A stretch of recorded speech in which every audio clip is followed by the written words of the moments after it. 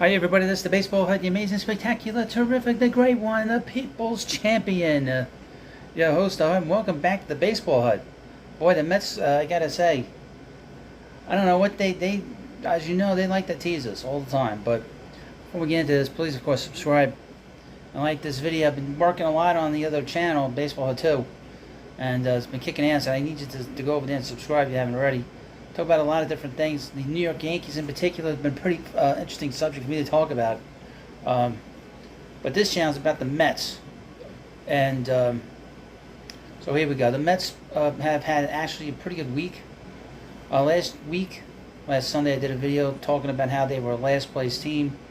And they were a last place team going into that final game against the Braves by percentage points over the Washington Nationals. Now, the Mets took 2 out of 3 from the Pirates. Pirates are just a young team. They're not quite ready yet. They have a lot of talent. They're just not ready yet. And the Cardinals are dreadful. They need more than just a retool. They need an overhaul, a major overhaul. They don't play good defense. Arenado and Paul Goldschmidt are aging. You can see it. That's a team that is not well constructed. Wilson Contreras is not really the right fit for that team, to be honest with you. Obviously, when they sent him away from behind the plate, it didn't really work out well, and then they sort of apologized. Wilson, I'm sorry, come back. So that didn't work out. But the Mets actually fooled us and has been fooling me, I guess, the last couple of days. You know, like I said, I want the Mets to win. You all want the Mets to win. They're still kind of skulking around, hanging around the wild card race. They haven't really lost any ground. They gained ground yesterday. They were 6 games back. Now they're back to 7 games back. They're going to go through the gauntlet again this week. Over the next 6 out of the next 9 games, they're going to be going up against the big teams. They'll be going up against Atlanta, on Monday, Tuesday, and Wednesday. Then they come home and they play the Angels. We'll get to see Ohtani here for the first time. Well, I will have some videos on him playing here in New York and Citi Field. See if he hits a home run. He's not going to pitch, from what I understand. He's going to pitch on Wednesday. And then next week the Mets play the Rangers. Interesting to see if Jacob deGrom will be with the Rangers next week, if he's going to be able to go. Hopefully he shows up. We can sort of thank him for all the work that he did here. But the Mets have 6 out of 9 games against 2 best teams in baseball. That is a gauntlet. Now after that, they play a lot of teams in the wild card that are in front of them. The Reds, the Diamondbacks, the Phillies. And they could make some movement. However, they're still not nearly close enough to 500. And 9 games under 500. All the work that they've done this week, and they're still not there yet. I would mention that Buck Showalter had a Yankee team in '95 that was under 500 this late in the season, and they were able to turn it around. And that was a team that was in first place in '94. It's and had a good record when the strike hit.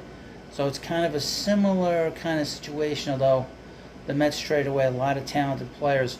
I would mention that the chemistry seems to be a little bit better on this team. That's the one thing about minor leaguers, is when minor leaguers are in the majors, you get them, they can be a little hungry. They're more hungry than veterans. It seems like the chemistry seems to be a little bit better. They seem to be playing a little bit crisper baseball.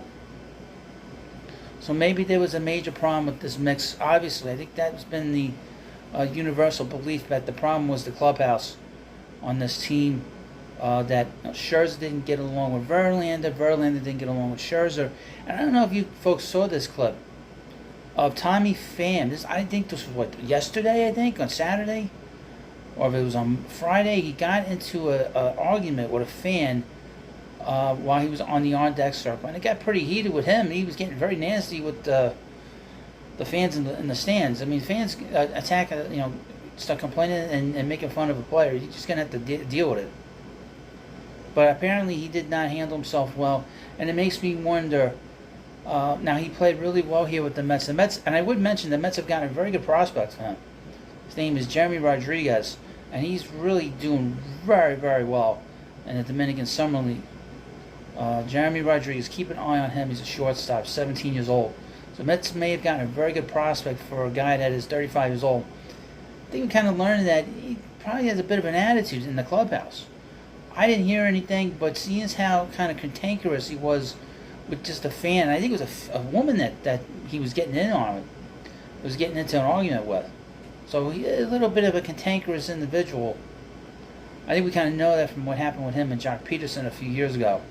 But so I think that the clubhouse was a problem. So this team has played a little bit better. I know they played against two bad teams this week. They did look a little bit better. Well, like I said, they're going to face the gauntlet this week and next week, going up against two best teams in the game. And that'll probably, that I would not be surprised if they get swept again in Atlanta. They don't play well. They've never played in the history of the Mets. They've never played well in Atlanta. Very, very rarely. Even when the teams were good in the 80s, they always struggle down there. And there's always rain down there. There'll be some kind of rain delay when the Mets are in Atlanta. I can guarantee you that. That always happens when they're down there. And again, we'll get to see Ohtani this week. And they'll play the Rangers next week. And like I said, once they get through that schedule, we'll have a better idea of where they are. It would be fun to see them try to make a run. But like I said, if you don't get to 500, it's still moot. And they're still very close to last place. So it's a very awkward position, but they have not fallen apart. Buck was able to get them back together after basically everyone was demoralized after the trading deadline. But we'll see what happens over the next week or so. I'll keep you up to date. I'll post any kind of videos I think that are interesting for you to want to watch. Stuff on Yamamoto, Senga, Ohtani, and any rumors I hear. But that's really what I'm hearing. Most of the rumors are coming from Japan. So, would be a lot easier for the Mets to do. Just spend money, and it doesn't really, affect them in any kind of like. I don't know. It's weird how it affects the Japanese players as opposed to players in the Western Hemisphere. But thank you for watching this video. Of course, please subscribe to the Baseball Hut. Thanks for watching, and I'll see you later.